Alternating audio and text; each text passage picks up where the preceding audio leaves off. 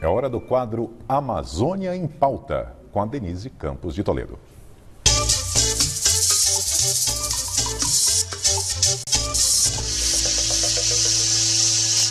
Na série Amazônia em Pauta, nós vamos falar hoje sobre a política ambiental do governo, os desafios da preservação da região e dos estímulos econômicos. Eu converso com o ministro do Meio Ambiente, Ricardo Salles, que também foi secretário do Meio Ambiente aqui do Estado de São Paulo. Ministro, boa noite. Boa noite, Denise.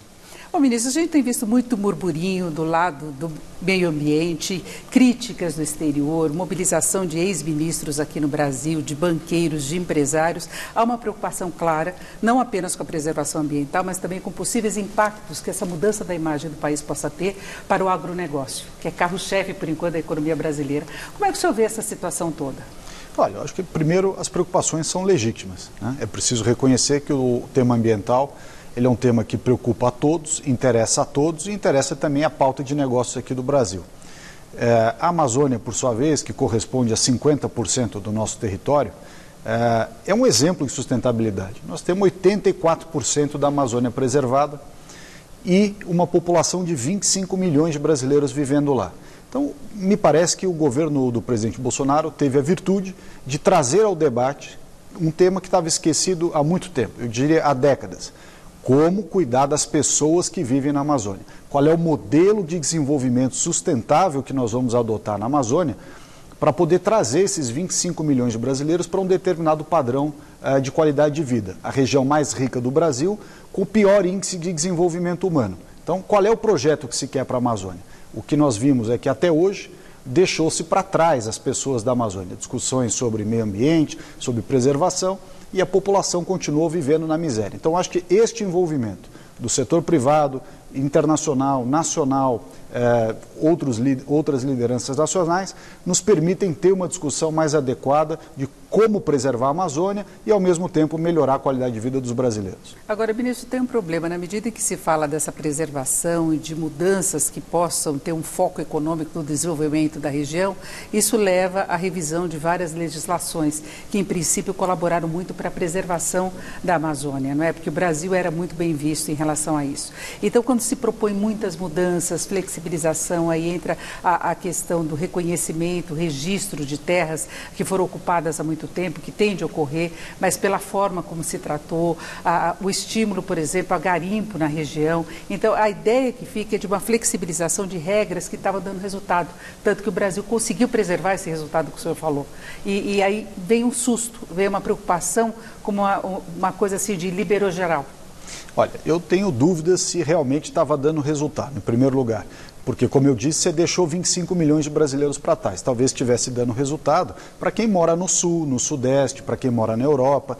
Para quem mora na Amazônia, essa política não deu certo, não trouxe resultados. Por outro lado, a regularização fundiária é algo que nenhum outro governo teve a coragem de discutir e colocar um projeto adiante, como o presidente Bolsonaro colocou a MP 910, que acabou caducando e hoje é discutida dentro de um projeto de lei. O zoneamento econômico ecológico, que é um dos instrumentos pelo qual você vai discutir o uso da infraestrutura, a instalação da infraestrutura, também a mineração, também o manejo florestal, enfim, várias atividades econômicas da Amazônia serão discutidas e devem ser tratadas no âmbito do zoneamento econômico ecológico, que não é muito diferente de um plano diretor para uma cidade. Só que em vez de você ter um plano diretor de uma cidade, você tem um zoneamento para a região como um todo. Precisa discutir. Por quê? Porque a região da Amazônia, você tem uma área de quase 45% da Amazônia dedicada a unidades de conservação e a terras indígenas, e justamente nessas áreas é onde estão as maiores reservas minerais do Brasil. Ouro, diamante, cassiterita, nióbio, manganês, ferro. Não é? Então você tem uma população muito empobrecida, sentada em cima de um tesouro. Se você ignorar o fato de que eles querem explorar esse tesouro, pelo menos uma parte deles, né, você vai continuar tendo a situação atual, que é o que eu tenho chamado de política do avestruz amazônico. Os antigos ministros de meio ambiente, uns que assinaram a carta, uns até que estão ali na lista da rachadinha da Alerj no Rio de Janeiro, deixaram para trás esse tema. Não cuidaram efetivamente, de resolver como é que você explora de maneira sustentável esses recursos. E ao ignorar esse fato, você abre espaço para quê? Para ilegalidade. né, antes do presidente Bolsonaro ser eleito, já haviam, isso dados da Agência Nacional de Mineração, já haviam na Amazônia 870 garimpos ilegais conhecidos, fora os desconhecidos. Nós já tínhamos também um grande problema de grilagem de terra e um enorme problema de roubo de madeira. Então esses problemas não foram criados com o Bolsonaro. É o presidente Bolsonaro quem está discutindo alguma maneira de resolver. O desmatamento, se nós olharmos o desmatamento como medida de sucesso ou insucesso da política pública, nós veremos que ele foi, primeiro, 3 vezes em 2004 e 2005 do que foi o ano passado de 2019. Portanto, 2019 está muito longe de ser o recorde histórico, ao contrário do que alguns dizem. Mas 2004 e 2005 é um passado, bem passado, depois muitas políticas foram adotadas que conseguiram resultados. Não, mas é a mesma região, então não é um recorde histórico, né? Então, às vezes as pessoas usam determinadas datas de corte para dizer, o último dos últimos 10 anos. Bom, então põe nos últimos 15 anos. Nos últimos 15 anos é 1/3 do que já foi.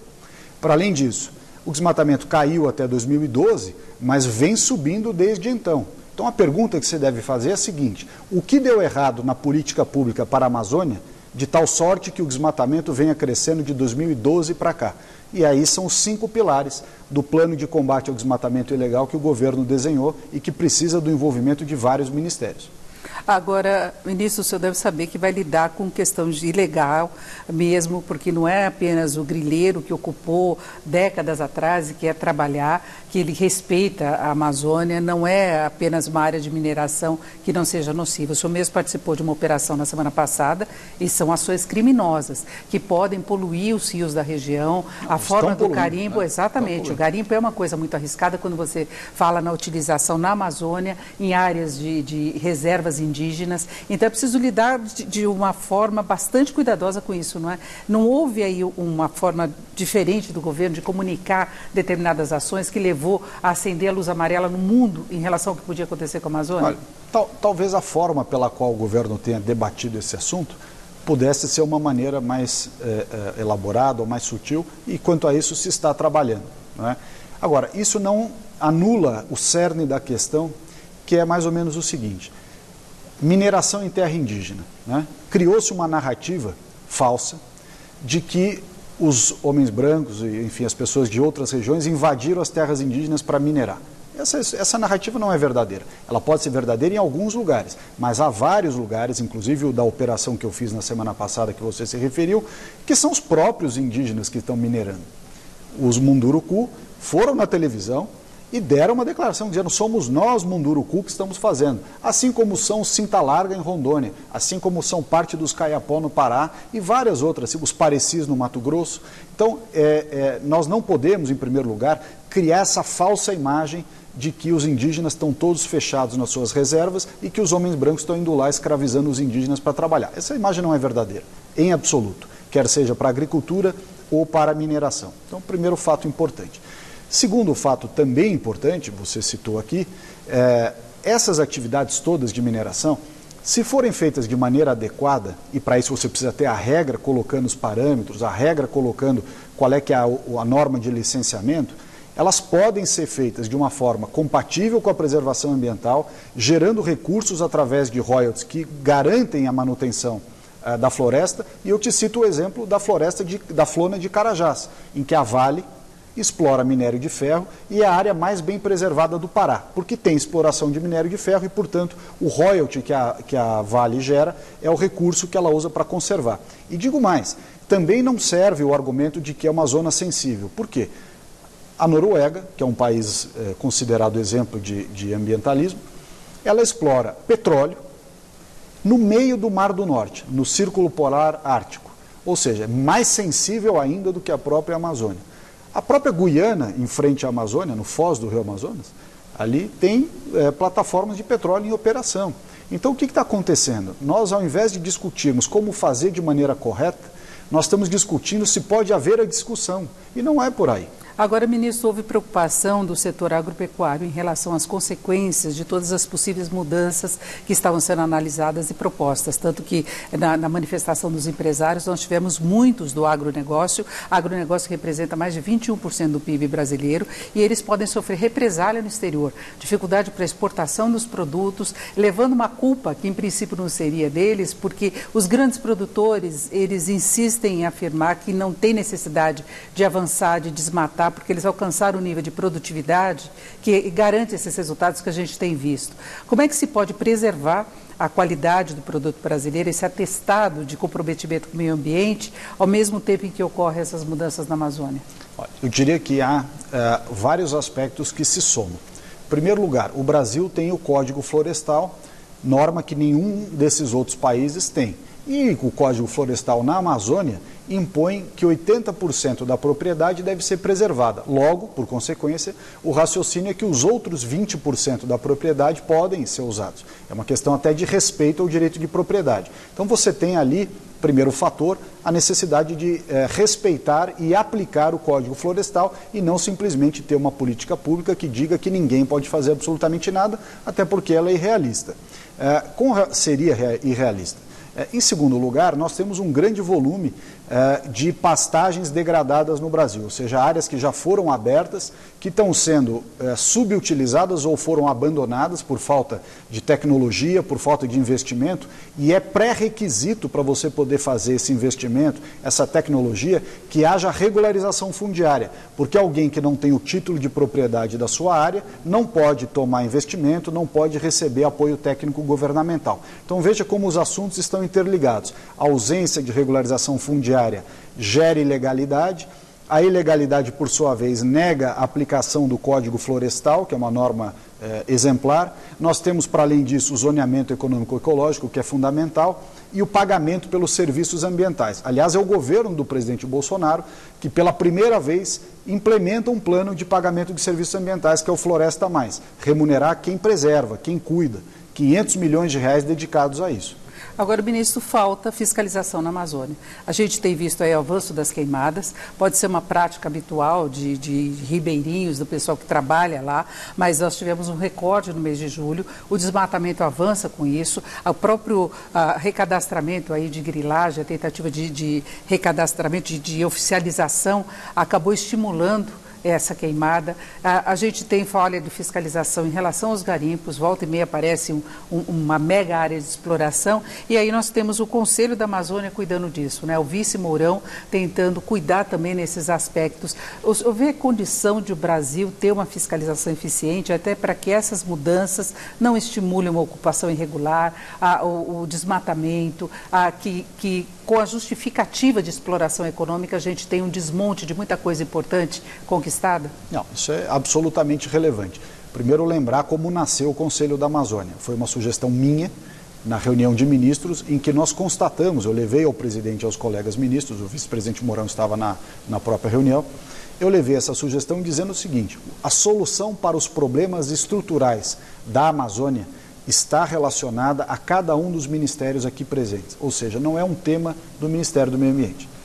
Regularização fundiária é agricultura, zoneamento econômico-ecológico é sobretudo o Ministério de Minas e Energia, porque trata do tema mineração, pagamento por serviços ambientais, que é nosso tema no Ministério, nós fizemos, está aí o Floresta Mais, bioeconomia envolve vários ministérios, mas principalmente o de economia, e o quinto pilar, que é esse que você perguntou agora, que é fiscalização, comando e controle.